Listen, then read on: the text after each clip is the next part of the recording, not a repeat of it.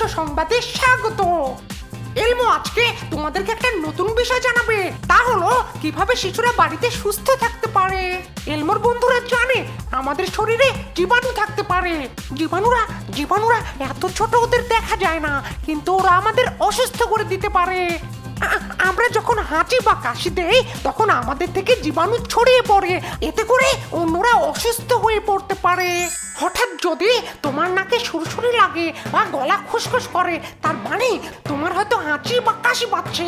তখন তুমি অন্যদের কাছ থেকে সরে যাও, তোমার কোনোই ভাঁজ করো, নাক মুখ ঢাকো, তারপর হাঁচি বা কাশি দাও। তার মানে কোনোই ভাঁজ করো, হাঁচি দাও, কোনোই ভাঁজ করো, কাশি দাও।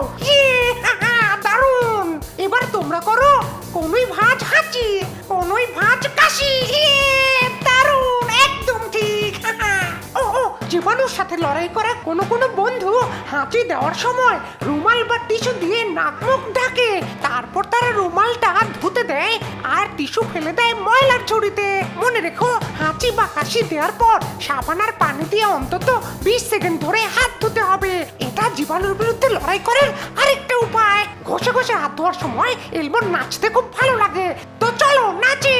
কোনোই ভাঁজ করো, হাঁচি দাও, ঘষো, কোনোই ভাঁজ করো, কাশি দাও, ঘষো। সবাই শুনছো তো? কোনোই ভাঁজ করো, হাঁচি দাও, ঘষো। দারুণ একটা নিউজ রিপোর্ট হলো।